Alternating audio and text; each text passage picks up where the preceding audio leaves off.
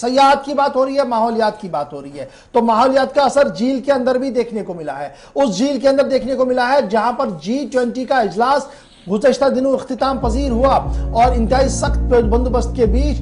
مندوبین کو جھیل کا نظارہ کرایا گیا شکاروں کے اندر۔ لیکن اب خبر یہ ہے کہ جھیل کے اندر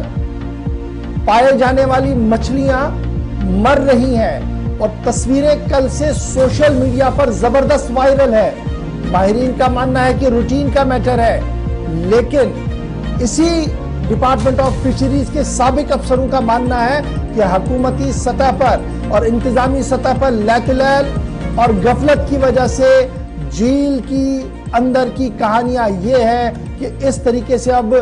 مرتی ہوئی مچھلیاں سطح پر آ رہی ہیں، سامنے آ رہی ہے، اور کل سے زبردست ہنگامہ شہر کے اندر ہے۔ اس سے پہلے آپ کو یاد ہوگا کہ اسی جھیل ڈل کے اندر ایک مچھلی دیکھی گئی تھی، ایلیگیٹر جیسی مچھلی تھی، اس پر ماہرین کا ماننا تھا کہ کس طریقے سے آئی، ایک انکوائری ہوگی جی۔ لیکن کل سے دوسرا ہنگامہ شروع ہوا جب مچھلیاں مردہ پائی گئی، ایک جگہ پہ نہیں، کئی سپورٹس SKICC سے لے کر فور شور تک کئی سپورٹس پر عام لوگوں نے،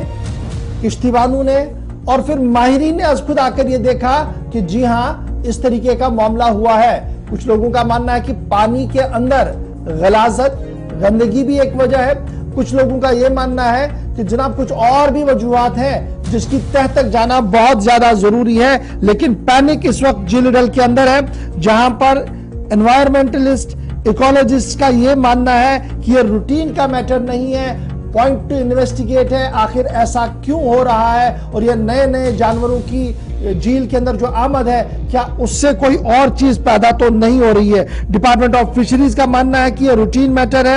تاہم اس کے باوجود بھی وہ اس چیز کو دیکھیں گے کہ آخر ایسا کیوں ہوا۔ تصویر آپ کے سامنے ہے جھیل ڈل کا علاقہ، جھیل ڈل فور شور سے لے کر SKICC سے لے کر نہرو پارک تک کئی مقامات پر کل سے یہ تصویریں سامنے آئی ہے جہاں پر مچھلیاں مردہ پائی گئی۔